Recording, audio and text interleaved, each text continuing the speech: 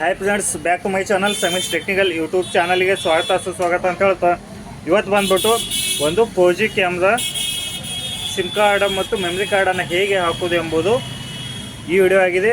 ಬನ್ನಿ guys, video start ಮಾಡೋದಕ್ಕೆ ಮುಂಚಿತವಾಗಿ ನಮ್ಮ ಚಾನಲನ್ನು ಸಬ್ಸ್ಕ್ರೈಬ್ ಮಾಡಿ, ಲೈಕ್ ಮಾಡಿ, ಶೇರ್ ಮಾಡಿ, ಕಮೆಂಟ್ ಮಾಡಿ ಅಂತ ಹೇಳ್ತಾ ವಿಡಿಯೋನ ಸ್ಟಾರ್ಟ್ ಮಾಡೋಣ.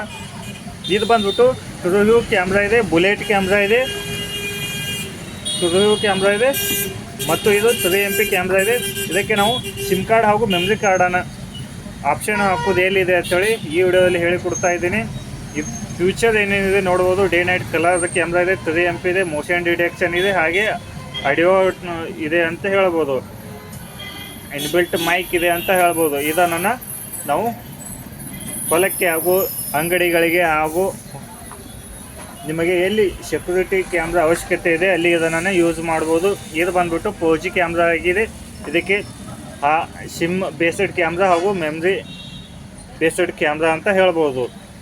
ಇದು ಬಂದ್ಬಿಟ್ಟು DC ಸಪ್ಲೈ ಇದೆ, ಪವರ್ ಸಪ್ಲೈ ಇದೆ. ಇದು ಬಂದ್ಬಿಟ್ಟು RJ45 ಇದೆ. ಇದು ಬಂದ್ಬಿಟ್ಟು 3 ಸೆಟ್ಟಿಂಗ್ ಬಟನ್ ಇದೆ ಅಂತ ಹೇಳ್ಬೋದು. ಇಲ್ಲಿ ನಾವು ಸಿಮ್ ಕಾರ್ಡನ್ನು ಹೇಗೆ ಹಾಕೋದು ಎಂಬುದು ಫಸ್ಟ್ಗೆ ಕ್ಯಾಮ್ರಾನ ಇಲ್ಲಿ ಸ್ಕ್ರೂವನ್ನು ಓಪನ್ ಮಾಡ್ಕೊಳ್ಳಿ. ಇಲ್ಲಿ ಕೆಳಗಿನ ಸೈಡ್ ಇಲ್ಲಿ ಸ್ಕ್ರೂ ಇದಾವೆ. ಇದನ್ನು ಕ್ಯಾಪನ್ನು ಓಪನ್ ಮಾಡ್ಕೋಬೇಕು. ಇನ್ಬಿಲ್ಟ್ ಮೈಕ್ ಇದೆ ಅಂತಲೇ ಹೇಳ್ಬೋದು. ಈ ಕ್ಯಾಮ್ರಾಕ್ಕೆ ಇದು 5G ಸಪೋರ್ಟೆಡ್ ಇದೆ. 5G ಸಿಮ್ ಕಾರ್ಡ್ ಕೂಡ ಸಪೋರ್ಟೆಡ್ ಇದೆ ಈ ಕ್ಯಾಮ್ರಾಕ್ಕೆ. ನೋಡಿ, ಇವಾಗ ಇಲ್ಲಿ ಓಪನ್ ಮಾಡ್ತಾ ಇದ್ದೀನಿ. ನೀವು ಕೂಡ ಹೀಗೆ ಓಪನ್ ಮಾಡಿಕೊಳ್ಳಿ.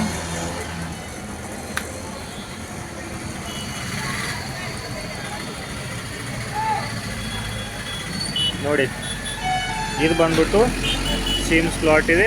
ಇದು ಬಂದ್ಬಿಟ್ಟು ಮೆಮ್ರಿ ಕಾರ್ಡ್ ಸ್ಲಾಟ್ ಇದೆ. ಇಲ್ಲಿ ಮೆಮ್ರಿ ಕಾರ್ಡನ್ನು ಹಾಕ್ಬೋದು. ನೋಡಿ, ಇಲ್ಲಿ ಆಲ್ರೆಡಿ ಮೆಮ್ರಿ ಕಾರ್ಡ್ ಇದೆ. ಇವಾಗ ನೋಡಿ, ಇದು ಬಂದ್ಬಿಟ್ಟು ಮೆಮ್ರಿ ಕಾರ್ಡ್ ಇದೆ. ಇಲ್ಲಿ ನಾವು ಮೆಮ್ರಿ ಕಾರ್ಡನ್ನು ಈ ಥರನಾಗಿ ಹಾಕ್ಬೋದು. ಇದು ಸಿಮ್ ಕಾರ್ಡ್ ಸ್ಲಾಟ್ ಇದೆ, ಇದು ಮೆಮ್ರಿ ಕಾರ್ಡ್ ಸ್ಲಾಟ್ ಇದೆ. ಮತ್ತು ನಾವು ಮೆಮ್ರಿ ಕಾರ್ಡನ್ನು ಹಾಕಿ ನಾವು ಇದನ್ನು ಪ್ಯಾಕನ್ನು ಮಾಡಬೇಕು. ಈ ಥರನಾಗಿ ಇದನ್ನು ಪ್ಯಾಕ್ ಮಾಡಿ ಹಾಗೆ ನಾವು ಇದಕ್ಕೆ ಕ್ಯಾಮ್ರಾಕ್ಕೆ ನಾವು ಪವರನ್ನು ಕೊಟ್ಟು ಇದನ್ನು ಮೊಬೈಲಿಗೆ ಕನೆಕ್ಟನ್ನು ಮಾಡ್ಕೋಬೇಕು.